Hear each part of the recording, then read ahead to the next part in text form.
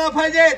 भारतीय संविधानाचा, डॉक्टर बाबासाहेब आंबेडकरांचा, तथागत गौतम बुद्धांचा, भिक्खू संघाचा. धन्यवाद. ये सीना नहीं पौलाद है, आंबेडकर की औलाद है. भाषण गरम करू का नरम करू? आवाज काढा रे. पाणी लावून करू का बिन पाण्याचं? बोलायचं नाही. गरम करायला आहेत आता गाय काही का?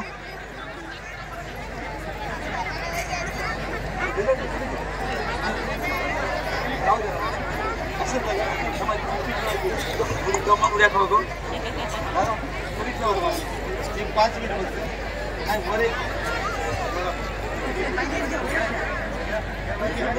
साईड ला.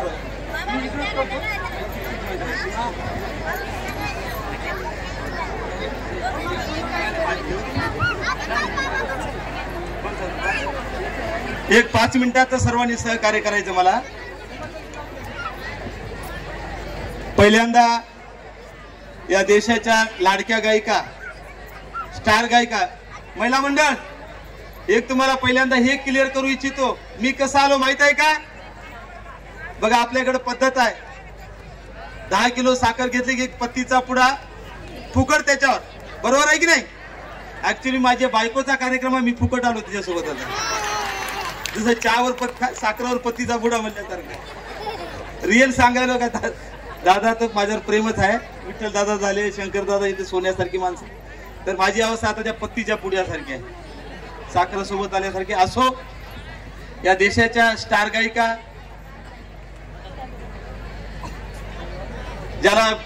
जिला भीमाची वाघीण असं म्हटलं जातं, एक तुफानी गायिका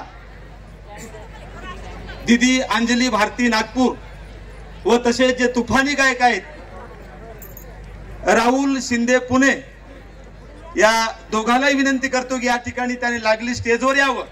मी फक्त आपले 5 मिनिटं घेणार आहोत. त्यानंतर रात्रभर या ठिकाणी दणदणीत भीमगीताचा कार्यक्रम सुरू होणार आहे. मी या ठिकाणी बोलण्याला सुरुवात करण्यापूर्वी शंकर दादा आणि विठ्ठल दादा याच्या नावाने जोरदार टाळ्या वाजवायला, व त्यांची सर्व टीम, बाकीचे मला नाव माहित नाही तर सर्व टीमच्या नावाने जोरदार टाळ्या वाजवायला. आता सुरुवात करतो मी.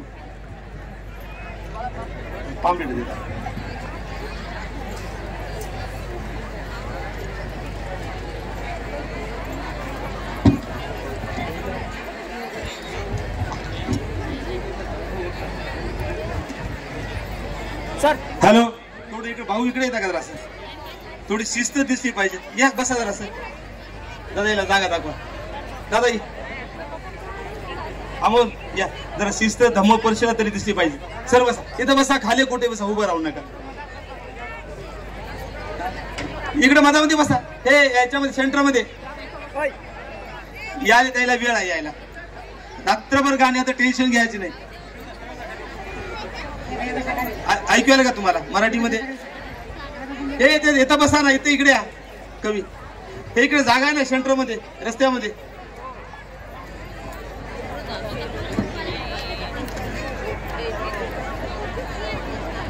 बापरे, महिलांचा आवाज. महिला मंडळ थोडा तर शांत बसा.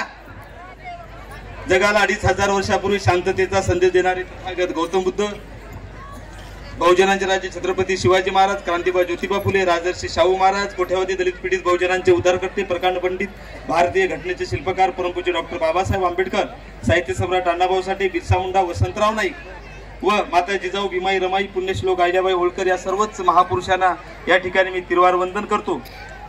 तक्षशिला बौद्ध धम्म परिषद मौजे एलकी कामठा फाटा तालुका कळमनुरी या ठिकाणी 21वी भव्य दिव्य देश पातळीवरील या ठिकाणी धम्म परिषदेचं आयोजन करण्यात आलेलं आहे. अशा या धम्म परिषदेला उपस्थित सर्व मान्यवर, आदरणीय भिक्खू संघ, आमच्या आंबेडकर चळवळीचे मार्गदर्शक आदरणीय आमचे भिक्खू बयाबोधीजी म्हणते, सर्व भिक्खू संघ, उपस्थित सर्व बौद्ध उपासक उपासिका, आपल्या सर्वांना क्रांतिकारी जय भीम. थोडा रिस्पॉन्स द्या मला. असेल काय तुम्हाला वाचा किती बाबासाहेब, बरोबर आहे की नाही?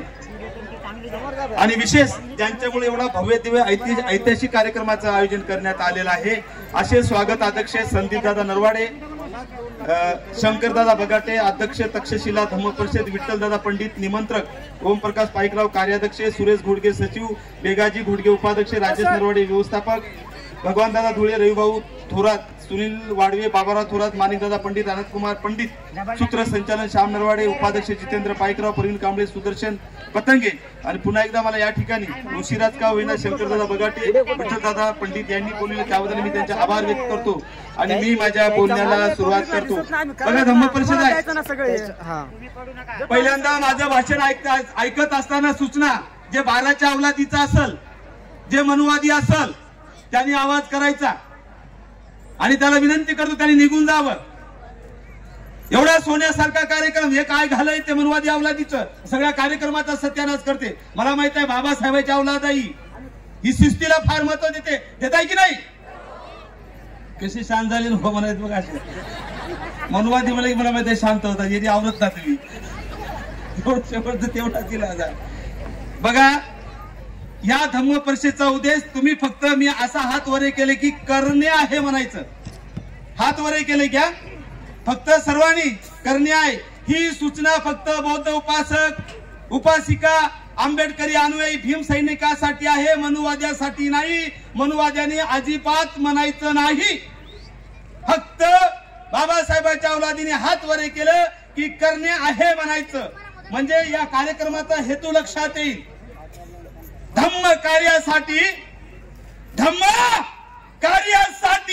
झटणे आहे, वेळ प्रसंगी समाज कार्यासाठी मरणे आहे. या धम्म परिषदेचा उद्देश सारा भारत बौद्धमय, सारा भारत बौद्धमय, सारा भारत बौद्धमय, सारा भारत बौद्धमय.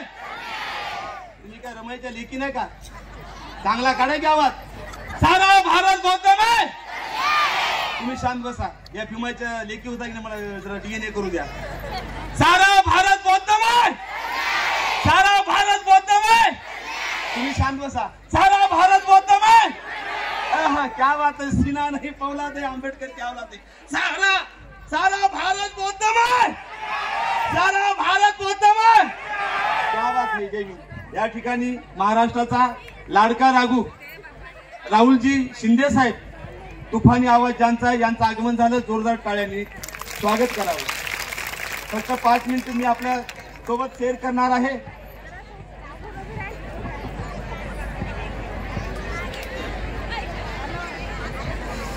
मायांनो बाबासाहेबांच्या औलादीनं मोजून 5 मिनिटं घडी लावलेली आहे. मी आजच्या कार्यक्रमाचा हेतू मला या ठिकाणी सांगून या ठिकाणी मला थांबायचं आहे. पहिल्यांदा या ठिकाणी आमच्या आदरणीय विद्रोही पया मोदीजींनी सांगितलं देशामध्ये बघा सगळी नाटकं चालू आहे. ते संविधानिक पदावर बसलेले तेवढा मुद्दा क्लिअर करतो.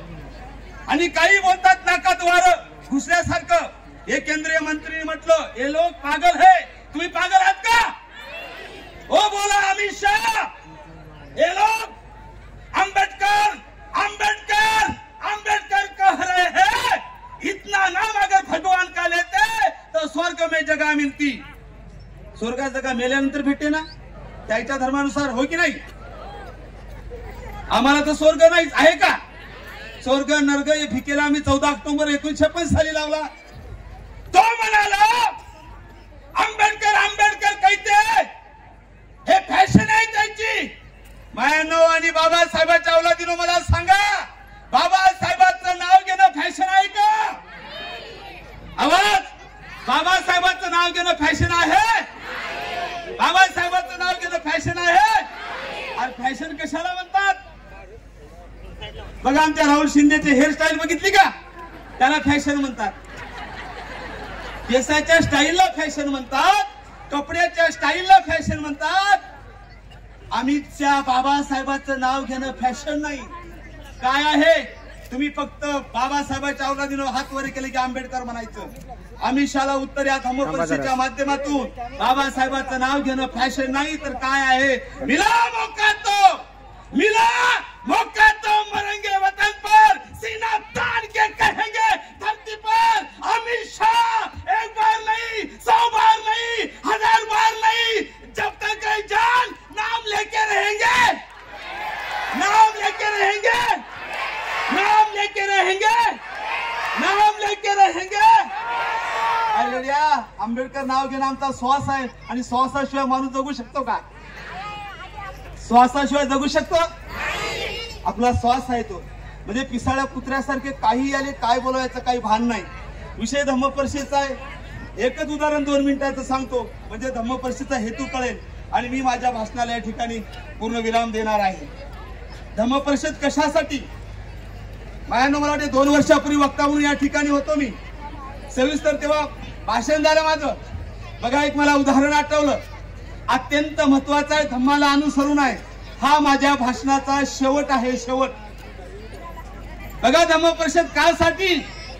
एक शेतकरी होता, शेतात काम करायला गेलो, त्याच्यासोबत 7 ते 8 वर्षाचा मुलगा होता. बाप शेतात कामाला लागला, 7 ते 8 वर्षाचं पोरग बापाला काम करू देत नाही. अरे बापाला वाटलं याला सोबत आणलं, हा मला काम करू देत नाही. बापाने एक शक्कल लढवली, शकल खिशात एक कागद होता. कशाचा? जगाचा नकाशा त्यामध्ये होता. त्याने एक आयडिया केली, आता पोराला गुंतवायचं आणि मला काम करायचं. त्याने पोराला बोलवलं, म्हणे बेटा तुला मी 10वी चॉकलेट देईल. ते म्हणे मग बाबा काय करायचं? थांब. खिशातला कागद काढला, ज्यात जगाचा नकाशा होता. बापाने टर टर टर टर 10 तुकडे केले, फाडून टाकले. आणि मग तो त्याच्या मुलाला म्हणाला, बेटा तुला 10वी चॉकलेट देईल, हा कागद मला जोडून टाक. जोडून दे म्हणजे जगाचा नकाशा. लहान पोरग 7-8 वर्षात, हो म्हणे पप्पा मी कागद जोडेल. बापाला वाटलं अरे यालाच कायच्या बापालाही शक्य नाही. 5-25 तुकडे झाले कागदाचे, ते जोडणं शक्य नाही ज्यावर जगाचा नकाशा होता. पोरग गुंतलं कागद जोडण्यामध्ये. बाप कामाला लागला. बापाला वाटलं आता दिवसभर आपलं काम, पोराला शक्य नाही. बाप कामाला लागला. 15 मिनिटं, अर्धा घंटा, पाऊण तास, 1-1.5 घंटा, 2 तास झाले आणि पोरांनी आवाज दिला, म्हणे पप्पा. बाप म्हणाला काय रे? म्हणे मी कागद जोडलेला आहे ज्यावर जगाचा नकाशा होता. बापाला वाटलं मजाक करताय. बाप जवळ गेला, म्हणे बघू बघतो तर काय खरंच पूर्ण कागद जोडला. बापाला आश्चर्य वाटलं. ज्या कागदाचे 5-50 मी तुकडे केले, तो कागद याने कसा काय जोडला? जगाचा नकाशा कसा काय जोडला? बापाने आश्चर्यपोटी विचारलं, बेटा म्हणे तू तर जोडला. हो म्हणे बाबा द्या चॉकलेट. बाप म्हणाला, बेटा मला एक सांग, तू जगाचा नकाशा कसा काय जोडला? उत्तर ऐका, धम्म परिषदेचा हेतू तुमच्या लक्षात येईल. बापाने पोराला विचारलं, म्हणे बेटा जे शाण्या माणसाला शक्य नाही तो कागद त्याचे 5-50 तुकडे केले होते कसे काय जोडले? जगाचा नकाशा कसा काय जोडला? पोराली सुंदर उत्तर दिलं. तोच धम्म परिषदेचा हेतू आहे. पोरग म्हणाल, काय बाबा? काय म्हणते पोरग? बाबा मी जगाचा नकाशा जोडला नाही. बाप आश्चर्यचकित, काय बाबा मी जगाचा नकाशा जोडला नाही? मग काय जोडलास? तेव्हा पोरग म्हणाल की बाबा जेव्हा तुम्ही जगाचा नकाशा फाडला, 5-50 तुकडे केले, तेव्हा मी जोडत असताना जगाचा नकाशा जोडला नाही बाबा. बाबा मग काय जोडलं? तेव्हा तो म्हणाला, बाबा तुम्हाला माहित नाही, जेव्हा तुम्ही जगाचा नकाशा फाडला त्या जगाच्या नकाशाच्या पाठीमागे माणसाचं चित्र होतं बाबा. मी जग जोडलं नाही बाबा, मी माणूस जोडलं, जग आपोआप जोडल्या गेलं. धम्म परिषदेचा उद्देश, धम्म माणूस जोडतो, धम्म जात मानत नाही. बुद्धाला एकदा प्रश्न विचारला, तुम्ही जाती मानता का? बुद्ध म्हणाले हो. समोर त्याला आश्चर्य वाटलं, समानतेचा पुरस्कार करणारे बुद्ध जात मानतात? हो म्हणे मी जाती मानतो. त्याला आश्चर्य वाटलं. बुद्धाला म्हणले तुम्ही जाती मानता? हो. बुद्ध गर्वाने म्हणाले मी जात मानतो. पुन्हा प्रश्न विचारला, तुम्ही कशाच्या जाती म्हणतात? ऐका मायानो, शेवट माझ्या भाषणाचा. आपल्या कुत्र्याच्या शेपटीसारखं झालं. नुसतंच पांढऱ्या साड्या घालून जय म्हणायचं, कृतीचा प्रॅक्टिकलचा आणि आपला काही संबंध नाही आहे का? काही संबंध नाही. शो नाटक. शेवट ऐका तुमच्यासाठी. बुद्धाला विचारलं तुम्ही जात मानता का? बुद्ध म्हणाले हो. त्याला आश्चर्य वाटलं. समानतेचा पुरस्कार करणारे बुद्ध जात मानतात. दुसरा प्रश्न विचारला, बुद्ध कोणती जात मानतात? ऐका मायानो, बुद्ध म्हणाले, आदरणीय भिक्खू संघासमोर जबाबदारीने बोलतोय. भिक्खू म्हणाले, हो मी जात मानतो. कोणती? डुकराची, गाढवाची, हल्ल्याची, हत्तीची, कुत्र्याची, मांजराची जाती आहेत की नाही?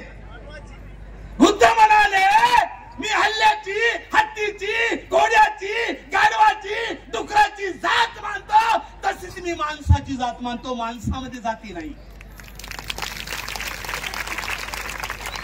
तुम्ही मला शेवट 1 मिनिट मला सांगा, जात कशाला म्हणतात? तुम्ही उत्तर द्यायचं. रमाईच्या लेखी असाल तर, बुद्धांनी मानलेल्या जाती डुकराची, गाढवाची, हल्ल्याची. माझ्या बहिणीनं 100 हल्ले आणले आणि 1 गाढव टाकला, ओळख होईल की नाही? बोला, वाचा गेली का? 100 गाढवात 1 हत्ती टाकला, ओळख होईल की नाही? येईल ना? 100 कुत्र्यात 1 मांजर टाकला, ओळख होईल की नाही? जोरात बरं की येईल ना? 100 घोड्यात 1 गाढव टाकला, ओळख येईल की नाही? का तर जात वेगळी. बरोबर आहे? इमानदारीच्या सांगा, एवढ्या 1000 माणसात कोणताही माहीत चालेल जात ओळखील का माणसाची? मला सांगावं लागतं, मी मुसलमान, मी मराठा, मी तेली, मी माळी. सांगावं लागतं की नाही? जात ओळख येते का? माझ्या बाबासाहेबांनी आणि या जातीला कटाळून 14 ऑक्टोबर 1956 साली त्या जातीवर लाथ मारून जात मातीत मिसळली. बाबासाहेबांच्या औलादीनं माझ्या भाषणाचा शेवट करताना जबाबदारीने बोलतो, हा मनवादी, हा मनवादी, हा मनवादी, हा जातीवादी म्हणणाऱ्यानो, खरे जातीवादी मनवादी नाहीत आदरणीय भिक्खूजी. खरे जातीवाद RSS वाले नाहीत. बाबासाहेबांचं नाव घेऊन, तथागत बुद्धाचं नावून पोट जात जीवन ठेवणारे खरे जातीवादी आहेत. हा माझा जाहीर आरोप आहे. मनवाद्यापेक्षा तुम्ही झालेले या. आणि म्हणून तुम्हाला सांगतो, या धम्म परिषदेचं खऱ्या अर्थाने सांगता करायचं असेल, तथागत बुद्धांनी बाबासाहेबाला साक्षी ठेवून एक शपथ घ्या. भिक्खू संघाच्या उपस्थितीमध्ये एक शपथ घ्या. खरंच मी बौद्ध उपासक आणि बाबासाहेबांची औलाद असेल, माझी पोरगी देताना एकच प्रश्न विचारेल, तो बुद्धिस्ट आहे का आणि दुसरा माणसाच्या औलाद आहे का? हातवर करा. लक्षात घ्या, सारा भारत बौद्धमय यासाठी झाला नाही, सारा भारत बौद्धमय होण्यासाठी सर्वात मोठा अडथळा पोट जातीचा आहे. काय म्हणा भिक्खूजी? आणि तो आम्हाला खणून काढावा लागेल, तरच इतर धर्मातले लोक, जातीत लोक बौद्ध धर्मामध्ये येतील. एवढं तुम्ही करशाल. आणि आजच्या धम्म परिषदेच्या निमित्ताने ठरवितील की जे आम्ही पोट जातीच्या नावाखाली पाप करतोय, ते पाप यापुढे करणार नाही, एवढी अपेक्षा व्यक्त करतो. आणि शंकरदादा बगाटे आणि विठ्ठलदादा बगाटे यांचं मनापासून आभार व्यक्त करून मी माझ्या भाषणाचा तुमच्यासाठी एक शेर म्हणून शेवट करतो. संविधानावर एक शेवटचा शेर माझ्या भाषणाचा येईल. तुम्ही आवाज द्या तर जोरानी. मायांनो, बाबासाहेबांनी भारतीय संविधान भाग 3 फंडामेंटल राईट आर्टिकल 14 नुसार तुम्हाला माणसाच्या बरोबरीला आणलं. एकच लाईन आहे तर वेगळी लाईन आहे का बायाची? आणि मग संविधानाच्या बाबतीत, अभी भी दुनिया में है संविधान का बोलवाला. सर्वांनी आवाज द्यायचा. अभी भी दुनिया में है संविधान का बोलवाला. इनके औलादियों ने कभी खोला नहीं झूठ का ताला. ये सच्चा भीम सैनिक है, कटेगा मगर झुकेगा नहीं साला. धन्यवाद. जय भीम, जय संविधान.